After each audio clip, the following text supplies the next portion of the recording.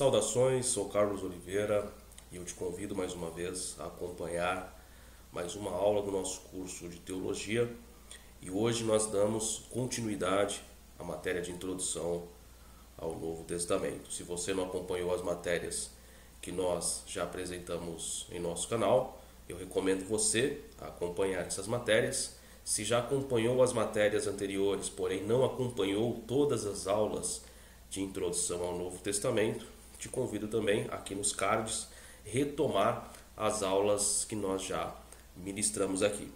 Se você ainda não é inscrito no canal, se inscreva no canal e compartilhe esse material, esse conteúdo, esse canal com os seus contatos, para que a gente possa atingir um número mais expressivo de pessoas a ter o acesso a um conhecimento, mesmo que básico, mas muito importante para o seu crescimento, tanto no conhecimento teológico como no conhecimento bíblico e da pessoa de nosso Deus.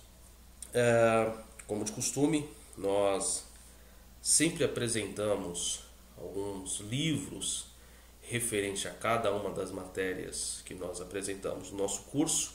Essa é a 6ª matéria do nosso curso.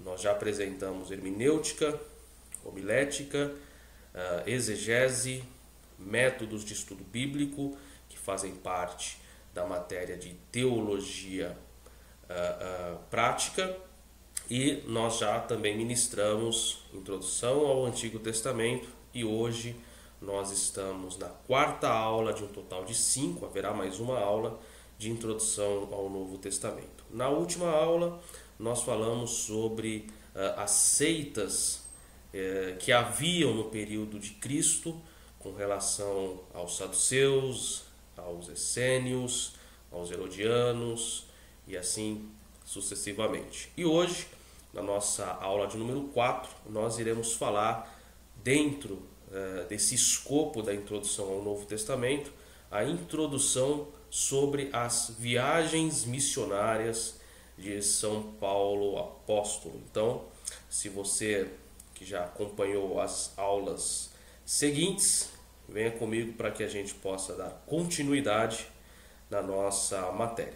Só lembrando a todos que nos assistem, a todos que nesse momento está aí com suas dúvidas, pode clicar aqui no chat, que nós vamos respondendo na medida do possível, mas eu preciso compartilhar com todos aqueles que nos acompanham a importância das mídias sociais nesse processo evangelístico.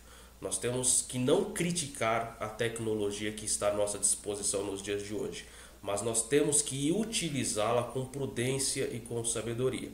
Então eu convido você a clicar aí após a aula no novo site que nós preparamos para você, para todos que nos acompanham: www.pastorcarlosoliveira.com.br. Na descrição tem o nosso site. Clica lá no nosso site, tem matérias, estudos, todos os vídeos da nossa aula, os meus livros publicados. Você inclusive pode adquirir, comprar os meus livros lá diretamente no site, nós parcelamos no cartão. Então é fundamental que você acesse www.pastorcarlosoliveira.com.br. E eu quero mandar um abraço especial à agência Reinar, do meu amigo, meu parceiro Maxwell, lá de Imperatriz, no Maranhão.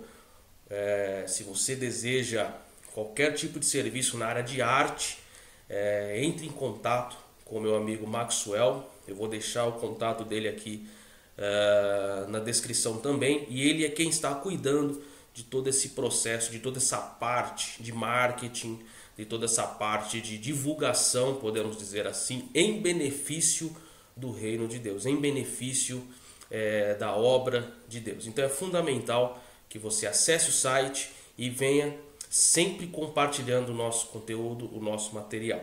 Um forte abraço também ao meu amigo pastor Fagner Nascimento, diretor do Item, meu amigo reverendo Batista, lá de Angola, um forte abraço, meu amigo Jean Cordeiro, reverendo Jean Cordeiro, do estado da Paraíba, todos esses irmãos que nos acompanham. Se eu for citar um por um aqui, são muitos irmãos, mas eu prometo a cada um de vocês que sempre vou mencionando os irmãos aqui nos vídeos a partir de então. Perfeito? Então vamos continuar? Aula de número 4 de introdução ao Novo Testamento, e nós vamos falar sobre as viagens missionárias de São Paulo apóstolo. Aqui em São Paulo se faz muito frio, e eu gosto de frio particularmente, e vamos aproveitar esse período para estudarmos juntos. Como vocês sabem, todas as matérias do nosso curso compõem do slide, e esse slide que você assiste, que você está vendo, é o mesmo slide que eu compartilho com os meus alunos lá na nossa sala, no nosso grupo do WhatsApp. Então aqui também tem o telefone na descrição, e se você deseja fazer parte da nossa sala no grupo do WhatsApp, é só adicionar o nosso telefone e solicitar que nós enviamos para você o link, para você também não só fazer parte do nosso canal no YouTube, como também fazer parte da nossa sala para receber esse material e tantos outros materiais referentes à nossa matéria. Então nós somos bem organizados com relação a todo esse processo. E como eu disse, eu quero recomendar para vocês, antes de entrarmos aqui na matéria, 3 obras referentes a missões. Eu ia fazer algumas coisas aqui relacionadas à introdução ao Novo Testamento, mas nós já falamos de algumas obras lá atrás, e especificamente eu quero recomendar 3 obras para você. São obras sucintas, que os irmãos podem adquirir. Guia Prático de Missões é uma obra organizada pela Escola de Missões das Assembleias de Deus, CPAD, Guia Prático de Missões. Você pode adquirir essa obra, é um livro muito bom, um livro bem sucinto, bem objetivo e uma obra muito interessante. Guia Prático de Missões, organizado pela EMAD. Igreja Local e Missões, da editora Vida Nova, do escritor Edson Queiroz. Esse livro aqui é um livro muito racional, eu gosto de livros racionais, e esse livro aqui, sucinto também, porém é um livro muito interessante para você adquirir, da editora Vida Nova, do escritor Edson Queiroz, A Igreja Local e Missões. E um outro livro de James Davis, com o prefácio de Robert Coleman, O Evangelista, Melhor Amigo do Pastor, também da editora CPAD. Um livro bem interessante, esse livro aqui. Alguns irmãos me perguntam: irmão Carlos, você é reformado e você recomenda obras de editoras pentecostais? Eu respondo para você, irmão, disseste bem, sou reformado. E ser reformado significa ser cristão. E ser cristão significa amar todos os irmãos. Então, confissão teológica não significa que eu sou melhor ou menor, que eu devo qualificar ou desqualificar o meu irmão, o meu próximo, que tem uma outra confissão, de forma alguma. Até porque eu ministro mais em igrejas pentecostais do que igrejas reformadas. Então não existe essa questão. O que existe é nós sabermos lidar com cada um dos pensamentos, sabermos defender as nossas teses e compreender as teses dos irmãos. Um dia o irmão veio falar para mim sobre o arminianismo e eu falei para ele: você sabia que Armínio foi um dos maiores calvinistas que já existiu? O irmão simplesmente falou: não acredito nisso. Tive que mostrar para ele em livros, em obras, que Armínio foi o maior calvinista ou um dos maiores calvinistas que existiram. Ele que mesmo arminiano nem sabia disso. Então as pessoas às vezes precisam ler mais. E não somente ler, ter educação para saber lidar com as diferentes confissões teológicas que existem. Então eu recomendo sim, e tenho muitas obras. Tenho muitas obras de diversas editoras e de diversos autores. E eu recomendo essas 3. James Davis, o evangelista melhor amigo do pastor, a igreja local e missões de Edson Queiroz, da editora Vida Nova, e Guia Prático de Missões da editora CPAD, uma obra organizada pela Escola de Missões das Assembleias de Deus. Também quero mandar um abraço, falando nisso, aos irmãos da Assembleia de Deus de Imperatriz, liderada pelo pastor Raul Cavalcante Batista, que é uma igreja que é uma referência em obra missionária no Brasil e no mundo, tá? Que é a Campos Brancos, se eu não me engano, é uma instituição muito a sério, que leva muito a sério esse projeto missionário. Então vocês podem acessar aí, Igreja Evangélica Assembleia de Deus de Imperatriz, IEAD, tá? O site acho que é Paz do Senhor, coisa do tipo, pazdosenhor.com. Verifiquem depois e vocês com certeza vão receber lá muita informação referente a missões. Vamos lá, nossa aula sobre as viagens missionárias. Então vamos lá, referente a um breve introito antes de nós entrarmos nessas 3 viagens. Houveram muitas missões no Novo Testamento.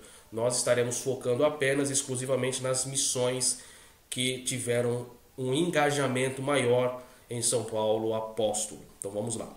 A igreja cristã primitiva evangelizou o mundo greco-romano aproximadamente em 30 anos. Esse foi o período de expansão do ministério de São Paulo apóstolo prioritariamente. O imperativo missionário de Atos, capítulo 1, verso 8, e nós temos essas demais referências, era uma ordem que não admitia contestação e indolência, ou seja, desprezo, mas deveria ser praticada. Nós não vamos falar teologicamente sobre questões de ordem subjetiva e normativa, mas nós temos que entender que era um ide imperativo, deveria de se cumprir. Portanto, os discípulos, movidos pelo Espírito Santo, preocuparam-se com o imediato cumprimento da evangelização do mundo. Embora as viagens evangelísticas tenham início com Filipe, Atos capítulo 8, verso 5 e 40, e Pedro, Atos capítulo 9, verso 32 a capítulo 11, verso 1, somente com as incursões missionárias de Paulo entre os gentios é que elas se estabeleceram como um método para se chegar à Ásia Menor, Europa, Roma e os confins da terra. Ou seja, o que eu estou dizendo nesse breve introito? Ela não começou necessariamente com São Paulo apóstolo. Como nós podemos observar, ela teve um início em Filipe e Pedro. Porém, somente com o apóstolo Paulo que ela teve proporções mundiais, porque ele sai daquela região do Oriente Médio, invade a Ásia Menor e com isso chega à Europa e da Europa se expande por todas as demais regiões. Só lembrando que a religião cristã chegou ao continente americano nas descobertas e nas incursões dos espanhóis e dos portugueses na sequência, chegou até nós pelos europeus.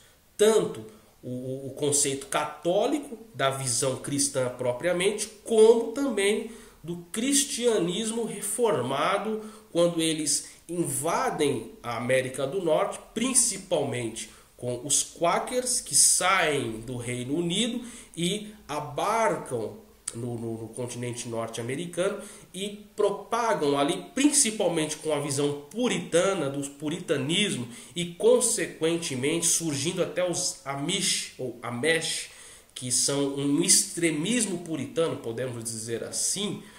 Então vem da Europa. A Europa trouxe para nós.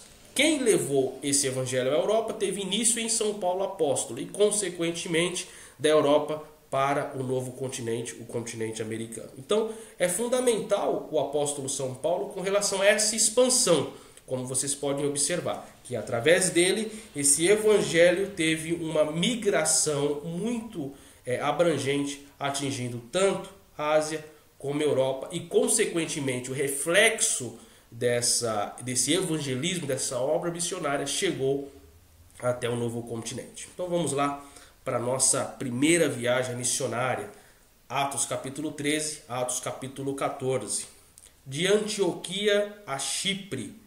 A primeira viagem missionária de Paulo ocorre depois de seu comissionamento pelo Espírito Santo. O Espírito Santo chama, o Espírito Santo vocaciona o Espírito Santo, preenche.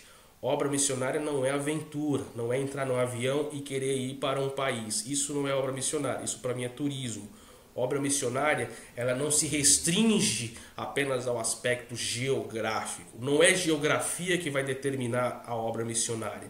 O que determina a obra missionária é o seu chamado, a sua vocação. E quando você tem o chamado e a vocação, a obra missionária ela inicia dentro de sua própria casa, dentro da sua própria cidade, ou melhor, dentro da sua própria família. Ali se inicia a obra missionária.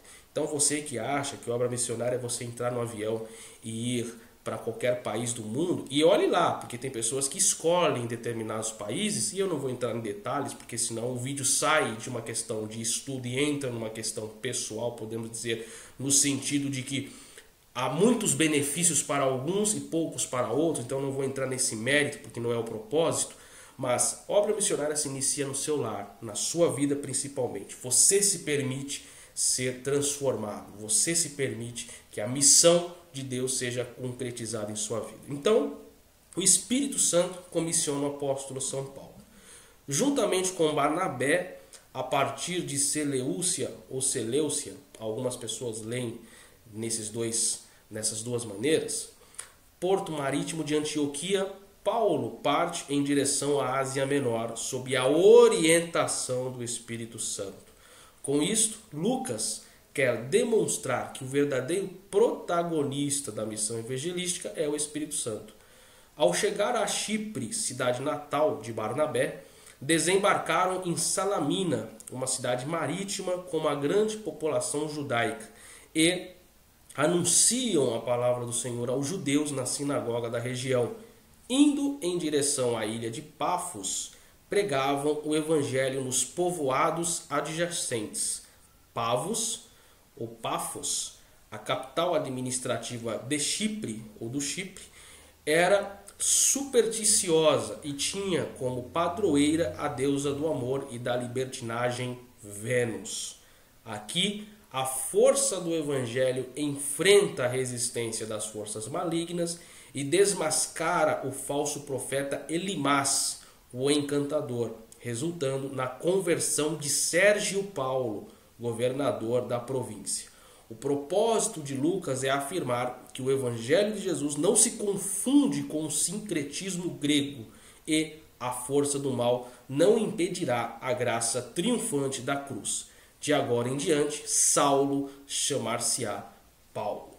Então, essa primeira viagem missionária, como nós podemos observar, ela teve toda a gestão do Espírito Santo. O Espírito Santo vocacionou, o Espírito Santo preparou, o Espírito Santo enviou. E, independente de todo o preparo, de todo o envio, de tudo aquilo que está nos bastidores de um comissionamento missionário, não pense que será fácil a trajetória da obra missionária na sua vida. Você observa que Paulo ele era a pessoa ideal para esse tipo de expansão do reino. Por quê? Porque Paulo ele era versado nas línguas principais da época, como o grego, o romano e o latim. Paulo ele tinha autonomia em viagens internacionais, porque ele tinha a cidadania romana. Paulo, além de cidadão romano e além de dominar as línguas principais do período, ele era uma pessoa formada dentro de um escopo judaico muito interessante, como, por exemplo, eu posso dizer, da escola de Hillel, que é um conceito judaico, da escola judaica mais liberal com relação aos assuntos da lei. Paulo, fariseu, estudioso, conhecedor de toda a lei, e agora tendo o Espírito Santo, ou seja, ele tinha todo um conhecimento, todo um preparo intelectual, e agora ele recebe, junto a esse intelecto que ele já possuía, a graça, a unção, o poder, a ousadia, o dom, a graça, o poder do Espírito Santo. Espírito Santo e conhecimento se uniram e a obra cresceu. Então isso é para você que acha que teologia deve se estudar na escola da esquina, que acha que teologia é você comprar um livro qualquer, que acha que alguns pregadores itinerantes que estão por aí pregando e falando uma série de bobagens São pessoas que se instruíram de fato em instituições sérias. Então nós temos que tomar muito cuidado com isso. Você tem que estudar de fato, compre bons livros, leia, se prepare. E não somente isso. Tem vídeos meus no meu canal onde eu falo do grande risco dessa coisa de chamada ao ministério. Porque muitas pessoas abandonam o estudo secular para se dedicar à pregação, para viver de pregação. Um dia a gente perguntou para um jovem, o que eu perguntei para esse jovem, eu diretamente perguntei para esse jovem, você vive do quê? E ele me respondeu, eu vivo da pregação. Isso não está correto. Nós não devemos dizer eu vivo da pregação. Nós temos que ter uma capacidade de desenvolver alguma coisa. Como Paulo, que era um construtor de tendas, que havia um conhecimento secular na vida de Paulo. Você acha, por exemplo, que é fácil você conseguir um visto americano? Você acha que é fácil você conseguir um visto australiano, um visto neozelandês, um visto canadense? Você acha que é fácil você conseguir um visto de residente permanente no Reino Unido, na Europa, em países do norte da Europa? Você acha que conseguiria entrar em qualquer país sem ter um preparo, sem ter documentos, sem ter a condição de se expressar, de comunicar com outras nações, com outras pessoas, com níveis de classes diferentes de pessoas? Então o preparo é fundamental. E junto a esse preparo, jamais se esquecer que as coisas espirituais, quem faz é o Espírito Santo e não o meu. O que eu conheço me dá o acesso. E o Espírito Santo, ele dá as ferramentas para que eu, que tenho acesso, tenha não só acesso, mas sucesso naquilo que eu estou sendo usado a ser feito. Como foi feito nessa primeira viagem missionária. Havia uma resistência de uma heresia, de um sincretismo. E como se combate o sincretismo? Como se combate uma heresia? Com conhecimento da palavra. E não só combater, porque quando eu combato o sincretismo, eu trago a persuasão. E quando eu trago a persuasão, é o Espírito Santo que, como foi feito na vida de Sérgio Paulo, ele convence o homem do pecado, do juízo, e esse homem passa a se tornar uma nova criatura. Então é fundamental todos esses pontos para que você entenda que missão não é uma brincadeira. Missão não é se fazer um curso, e um curso intensivo de alguns 30, 60, 90 dias, e encarar um Oriente Médio, e encarar um Afeganistão, um Uzbequistão, um Quirguistão, uma Nigéria, um Quênia, um Senegal, um Serra Leoa, um México. Não é tão simples, é complexo e não basta apenas eu ter o conhecimento, eu preciso do Espírito Santo em minha vida para que eu possa realizar com sucesso esse projeto de Deus. Segundo ponto, ainda na primeira viagem missionária, de Chipre a Antioquia da Pisídia, de Pafos, subindo o rio Cestro, Paulo chega a Perge, região da Panfilha, e devotos de Diana, ou seja, outra heresia, outra seita, outro tipo de endeusamento a uma entidade completamente que não tem nenhum vínculo com o nosso Deus, Diana ou Artemis, deusa da caça, cujo templo ficava em uma colina. Afastado da cidade central, no interior, havia povos primitivos e idólatras. Suspeita-se que João Marcos abandonara a comitiva por medo desses bárbaros. Você sabia que tem muitos missionários que, quando estão fazendo um curso de missão, eles se sentem ousados, preparados, fortalecidos. Mas eu já presenciei missionários que, depois de todo o curso, de todo o preparo, quando chega na hora de subir no avião, ele volta para trás. Sabe por quê? Preocupação e medo. Medo de enfrentar a realidade. É a mesma coisa um treinamento militar de guerra. Você está lá na academia, no batalhão, na sua divisão, e ali é um treinamento. É munição de festim, não é situação real. Agora, a partir do momento que você coloca um paraquedas nas suas costas, o avião ele abre um compartimento e você tem que saltar de paraquedas porque lá embaixo há uma guerra e você precisa confrontar, aí é que mora o grande perigo. Muitos missionários deixam de lado a missão quando eles sentem o peso da responsabilidade missionária. E Paulo, ele enfrentou tudo isso. Pessoas que seguiam deuses diferentes, sincretismo religioso, idolatria, que era demais naquele período. E todas essas coisas existem nos dias de hoje. E dentro da própria igreja existe sincretismo, endeusamento de homens, culto ao homem, ou culto à pessoa, podemos dizer assim, como havia no período romano culto ao imperador. Então as coisas não mudaram, só mudou os nomes. Então a missão ela é algo muito complexo. E realmente, se você não tem o comissionamento, se você não tem o chamado à obra missionária, não se envolva pela emoção de achar que missão é simplesmente fazer uma viagem. Se você quer viajar, vai na Polícia Federal, emite o seu passaporte, dependendo do país que você quer ir. Se precisar de visto, vai ao consulado, emite o visto, compra a passagem e vai. Faça isso. Não precise de missões para fazer viagem. Se quer viajar, viaja por conta própria. Agora, missão é para quem é chamado. Missão é para quem é vocacionado pelo Espírito Santo. É Ele que direciona, é Ele que separa, é Ele que prepara e é Ele que envia. Então, João Marcos abandonou a comitiva missionária por medo dos bárbaros. Tem aqui a referência, versos 5 ao 13 de Atos capítulo 13.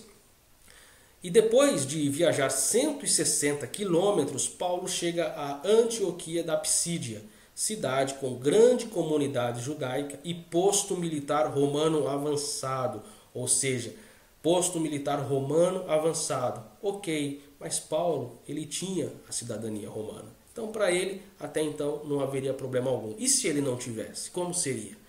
Como que é a vida de um turista que está ilegal ou indocumentado em um determinado país? Sabe o que acontece com ele se a polícia de imigração pegá-lo? Vai convidá-lo a ir até a delegacia, arrumar toda a documentação, verificar se ele não cometeu nenhum crime, tá? Segurar o seu passaporte e no próximo voo fazer ele retornar para o país de origem. E ele nunca mais, ou por um bom tempo, vai ter permissão de entrar nesse país.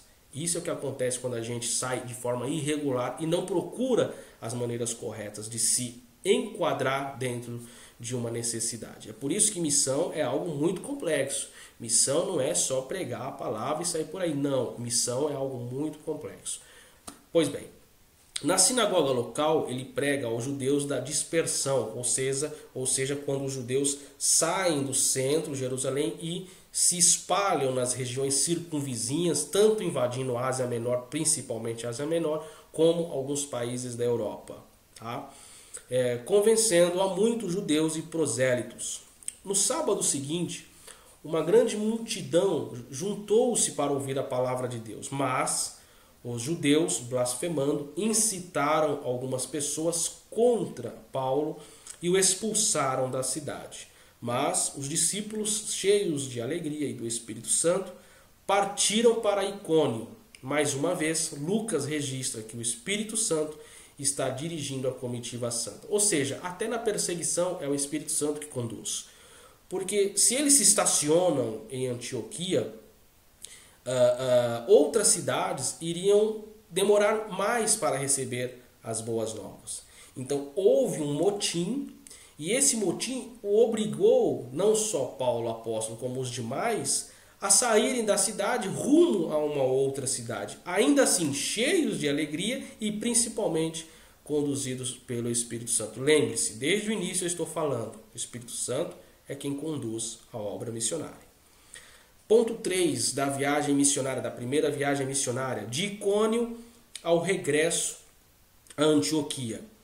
Icônio era uma cidade estratégica para a difusão do evangelho pelo fato de unir as cidades de Éfeso, Tarso, Antioquia e o acesso ao Oriente.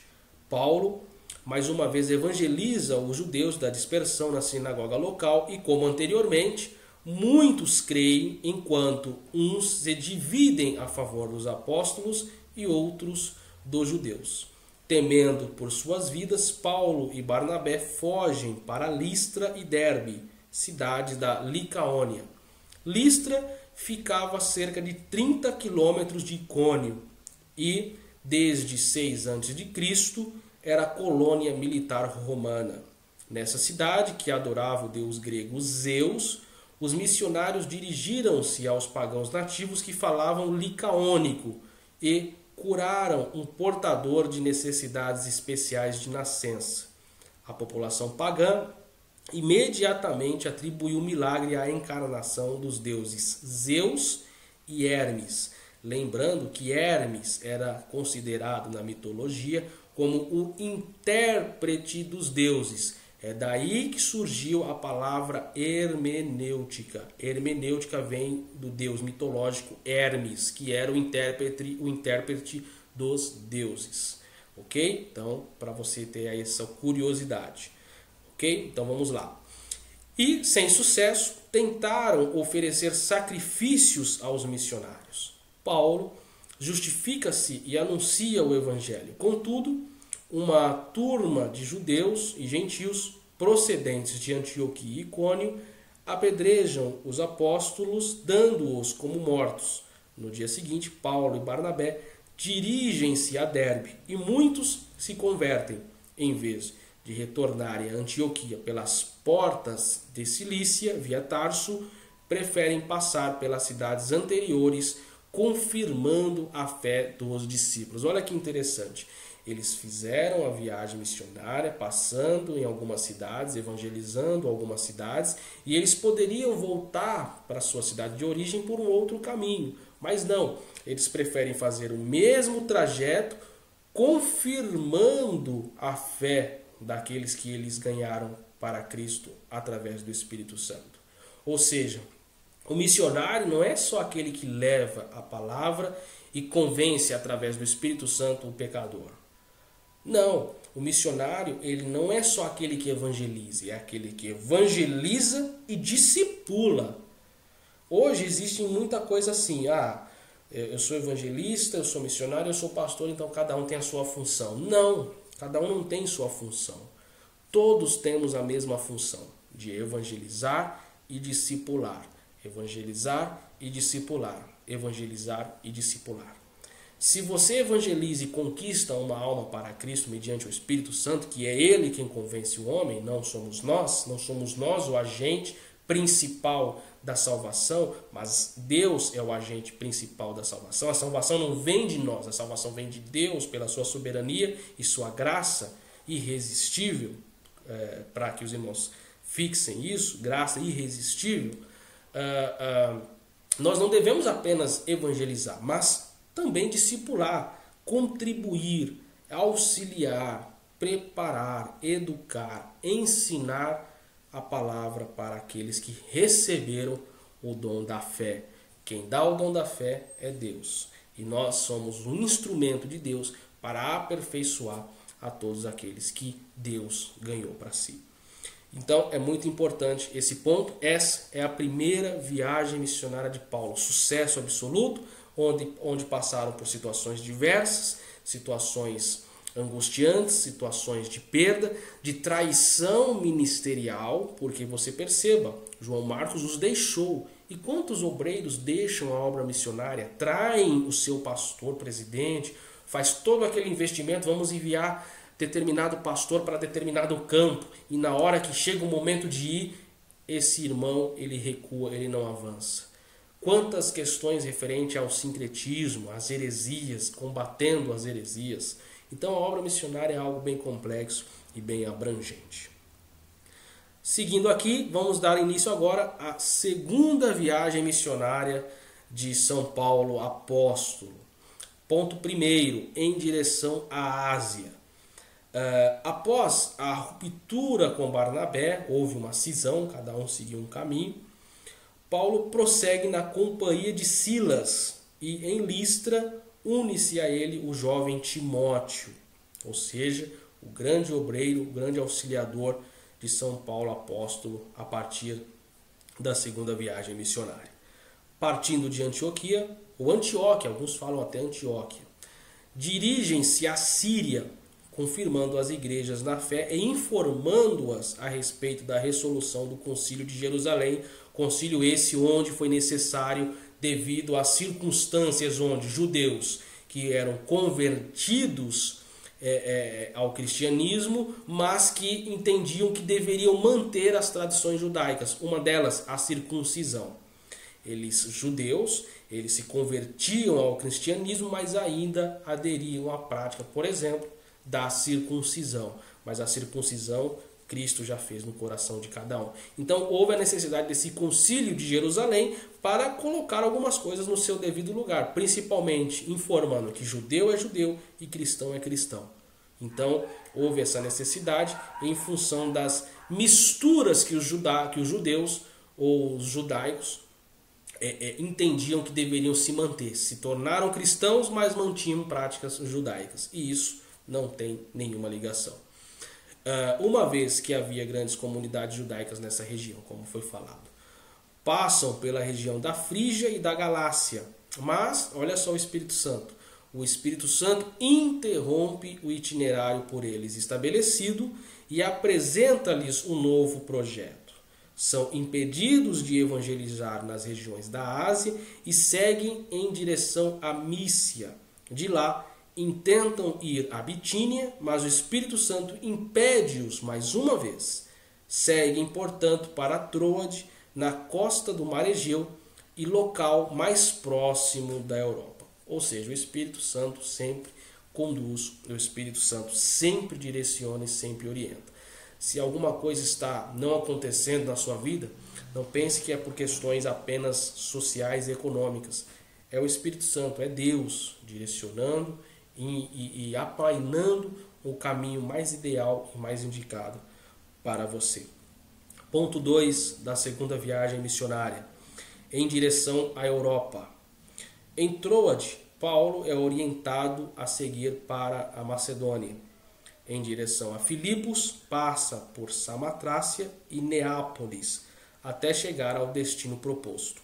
Em Filipos, primeira cidade da Macedônia e marco da obra na Europa, ou seja, a entrada com relação ao continente europeu, Lídia, a primeira europeia convertida ao Evangelho. Aqui, Lídia, a primeira europeia convertida ao Evangelho.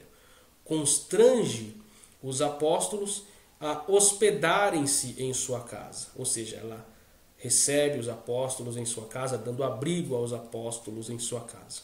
Nessa cidade, assim como acontecera em Salamina, libertam uma jovem que tinha espírito de adivinhação. Como consequência, os apóstolos foram encarcerados. Ou seja, a consequência dos missionários, após realizarem a obra de Deus, sempre foi tortura, encarceramento, prisões, apedrejamento. E isso é bem contraditório, né? Mas tudo acontece pela soberania de Deus. Deus entendia todas as razões e Deus permitia todas as causas, mas jamais Deus deixou a sua obra e os seus obreiros em situações adversas. Deus sempre deu vitória ao seu povo, Deus sempre dá vitória aos seus obreiros. Na prisão, Paulo e Silas, e aqui está o segredo, adoravam a Deus quando, sobrenaturalmente, um terremoto abriu as portas do cárcere. Esse episódio foi responsável pela conversão do carcereiro e depois, quando os apóstolos foram libertos de toda a sua família. Ou seja, Deus sabe tudo o que faz. Deus sabe tudo o que faz. Muitas pessoas perguntam, olha, eu evangelizei essa pessoa e ela aceitou a fé, recebeu o dom da fé, aceitou a mensagem de Cristo, o Espírito Santo entrou nessa pessoa e no dia seguinte essa pessoa faleceu. Às vezes a gente fica confuso, não entende isso, mas nós temos que entender que o propósito maior de Deus para o homem é a sua salvação. Tudo que Deus faz é para a salvação do homem. Tudo que Deus faz é para conduzir o homem à salvação. Às vezes você foi preso injustamente, mas Deus pode ter uma vida ali naquele lugar que precisa ser salva. E Ele está usando você para isso. Nós não entendemos, nos revoltamos, é verdade. Isso é natural, porque somos seres humanos. Mas o exemplo está aqui. Paulo e Silas adoravam a Deus, mesmo no cárcere, porque eles tinham confiança. Eles não cometeram crime algum. Você sabe se você está no lugar porque tem que estar ou está porque entende que Deus te colocou ali para um propósito maior. Você sabe. Você sabe se você fez algo certo ou se fez algo errado. Você sabe. E os apóstolos sabiam que não tinha feito nada de errado. Muito pelo contrário, fizeram algo grandioso para Deus.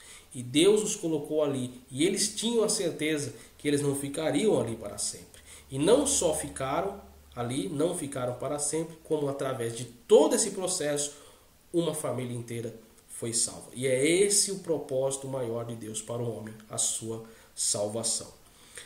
Seguindo aqui o texto, né? Esse episódio, como nós falamos, foi responsável pela conversão desse carcereiro, e quando os apóstolos foram libertos por toda a família do carcereiro também foi convertida. De Lídia seguiram a Tessalônica, passando por Anfípolis e Apolônia. Desta última, caminhou a pé 64 quilômetros até chegar em Tessalônica.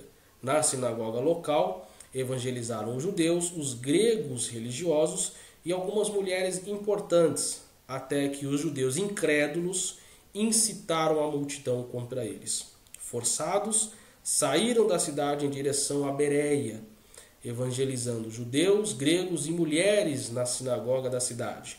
Novo tumulto força Paulo a deslocar-se para Atenas. Entretanto, Silas e Timóteo permaneceram na cidade. Em Atenas, capital da Ática e centro cultural, Paulo se comove, observando a idolatria dos atenienses. O discurso de Paulo no Areópago é um dos mais belos e cultos sermões cristãos. Contudo, a vaidade cultural, a corrupção dos costumes e a falta de compreensão a respeito da ressurreição impediram os atenienses de responderem positivamente à fé cristã. Poucos se converteram ali em Atenas. Então, aqui nesta segunda viagem missionária de São Paulo, ele anuncia o evangelho tanto a regiões da Ásia, mas foi impedido para evangelizar na Ásia. Lembrando que na primeira viagem missionária ele se concentrou na Ásia Menor. Nesta segunda ele se direciona à Ásia mais abrangente, mas são impedidos. E o Espírito Santo os direciona para a Europa. E na Europa, uma grande obra realizada, muitas pessoas se converteram, muitas pessoas aceitaram a fé, receberam o dom da fé, e através desse dom receberam a palavra, receberam o Espírito Santo e consequentemente a salvação para as suas vidas. Foram todos convertidos? Não, nem sempre, e nunca haverá uma situação em que todos serão convertidos. Infelizmente, as pessoas têm colocado uma ideia muito precipitada, dizendo que todos serão salvos, e dentro da filosofia isso é chamado de universalismo, e não é verdade. A pessoa que acredita que todos serão salvos, ou os universalistas de plantão, me perdoe, mas todos serão salvos? Negativo. Haverá o salvo e haverá o não salvo. Disso você pode ter certeza, porque a palavra nos apresenta isso. O texto está nos dizendo isso. A mensagem bíblica nos diz isso. Então, nem todos serão salvos, nem todos serão chamados, nem todos provarão da eternidade. Isso é só para aqueles que Deus conquistar ou conquistou. Isso é um fato que deve ser mantido em nossa consciência. Seguindo aqui, o regresso, né, dessa segunda viagem missionária. De Atenas, Paulo dirigiu-se a Corinto, a mais importante metrópole da Grécia. Lá, conheceu o casal Áquila e Priscila, e todos os sábados anunciavam o evangelho aos judeus e gentios da cidade, resultando na conversão de Crispo, o principal da sinagoga. A estadia de Paulo na cidade foi de 1 ano e 6 meses. Dali, despediu-se dos irmãos, indo em direção a Éfeso, na província da Lídia, passou por Cesareia e Jerusalém até chegar em Antioquia, regressar a Antioquia. Então, Paulo era um visionário, por isso é tido como o maior apóstolo ou um maior missionário que o cristianismo já recebeu. E aqui se encerra a sua segunda viagem missionária. E entrando agora a terceira viagem missionária e a viagem a Roma, o último processo. O primeiro ponto dessa terceira viagem, de Antioquia a Macedônia. De Antioquia, Paulo dirigiu-se a Éfeso a fim de fortalecer a igreja local. Alguns discípulos nada sabiam a respeito do Espírito Santo, ou seja, não tinham conhecimento, contato com o Espírito Santo. Paulo, além de ensiná-los, ou seja, discipulá-los, ou seja, missionário não é só ganhar almas por aí, evangelizar e pregar, abrir igreja, mas é ensinar. E ensina só quem aprendeu, e para aprender você precisa estudar. Então, mais um indicativo, não adianta você sair por aí pregando, achando que a agenda é cheia, a obra missionária, negativo. Se você não aprender, meu irmão, sinto muito, você não está sendo fiel à palavra de Deus. Tem que sentar para aprender. E Paulo, além de ensiná-los, orou para que eles recebessem o dom do Espírito. Imediatamente, o Espírito desceu sobre eles, outorgando-lhes os dons sobrenaturais. Além do fortalecimento da igreja, muitos sinais e maravilhas, conversões e manifestações públicas de fé ocorreram em Éfeso. A superstição, a idolatria e a magia foram vencidas nessa cidade. Diz Lucas que a palavra do Senhor crescia poderosamente e prevalecia. Atos capítulo 19, verso de número 20. Paulo segue para Troade e a seguir retorna à Macedônia, dirige-se à entrada para a Europa. Ponto 2, de Filipos a Jerusalém. Nessa seção do livro de Atos, Paulo está regressando, agora ele já está regressando da sua terceira viagem missionária. Ele visita a Macedônia, a Grécia e logo a seguir retorna para a Ásia. Os fatos marcantes desse regresso são o longo discurso de Paulo, a ressurreição de Eutico, a pregação aos anciãos de Éfeso. Paulo, desde já, alertara a igreja que ele não seria mais visto pela igreja. Paulo provavelmente já tinha recebido de Deus o seu destino. Ele já tinha a ideia, porque ele vivia a situação, o momento. Ele sabia o movimento que estava sendo levantado ao seu redor. Porque Paulo se tornou uma pessoa muito pública, ele já era como fariseu, e se tornou ainda mais pública com as suas incursões missionárias. Então, ele já sabia dos bastidores o que estava ocorrendo. Depois de passar por algumas regiões, embora fosse avisado para que não fosse a Jerusalém, cumpre seu intento e é preso pela turba judaica. Paulo discursa em sua defesa e comparece diante do Sinédrio. Todavia, o Senhor o fortalece e anuncia que importa que ele vá a Roma anunciar o Evangelho. E a parte 3 da viagem missionária, da terceira viagem missionária, agora a viagem a Roma. A viagem de Paulo a Roma é precedida de vários episódios e discursos importantes. Comparece perante Festo e ali apela para César, apresenta-se ao rei Agripa e o evangeliza. Agripa reconhece diante de Festo a inocência de Paulo, mas é forçado a enviá-lo a Roma. Em Roma, fica preso em sua própria casa durante 2 anos. Ele tinha uma casa em Roma, pregando o reino de Deus e ensinando com toda a liberdade as coisas pertencentes ao Senhor Jesus Cristo, sem impedimento algum. De Roma, Paulo, como alguns dos irmãos sabem, aqueles que não sabem saberão agora, Paulo é condenado à morte e decapitado por ordem do imperador Nero. E ali termina a grande vida, a grande obra, a grande dedicação que este exemplo de missionário, de visionário, de homem de Deus, termina o seu grande projeto, o seu grande trabalho. Muitas pessoas, vocês já perceberam que pastores, obreiros, líderes, quando eles morrem, as pessoas homenageiam com uma foto dessa pessoa e aquela frase: combati o bom combate. Infelizmente, nem todos esses que morrem, que colocam lá a frase combati o bom combate, nem sempre esses realmente combateram o bom combate. Cada um sabe da vida que tem, cada um sabe da vida que prestou enquanto estava aqui.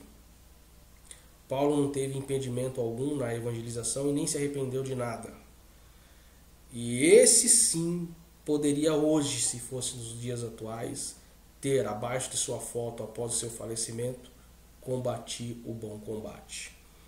Brigador, disciplinado, determinado e sempre orientado, e mais importante que ser orientado é se permitir ser orientado pelo Espírito Santo, e por isso teve sucesso em todas as suas incursões missionárias. E daqui em diante o Evangelho se expande e as pessoas recebem o Evangelho, e hoje estamos aqui porque teve um homem que Deus chamou, preencheu com o seu Espírito, que Jesus se mostrou a ele no caminho, e ele, convertendo-se a Cristo e obedecendo ao chamado de Cristo, sai a evangelizar, primeiro a Ásia Menor, consequentemente a Ásia, a Europa, e hoje, com mais de 2000 anos, esse evangelho chegou a todos nós. Então, nós devemos glorificar a Deus na pessoa bendita de seu Filho Jesus Cristo, pela vida e obra de São Paulo, apóstolo. Termina nossa quarta aula de introdução ao Novo Testamento. Como eu disse, nós temos mais uma aula de introdução ao Novo Testamento. Falaremos na próxima aula sobre o livro do Apocalipse. Nós não vamos falar sobre escatologia, nós vamos falar do livro do Apocalipse, fechando introdução ao Novo Testamento.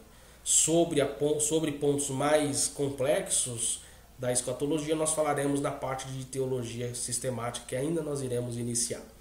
Se você não nos segue nas nossas redes sociais, está aqui no nosso canal no YouTube, Pergunte ao Carlão, Facebook, Instagram e Twitter.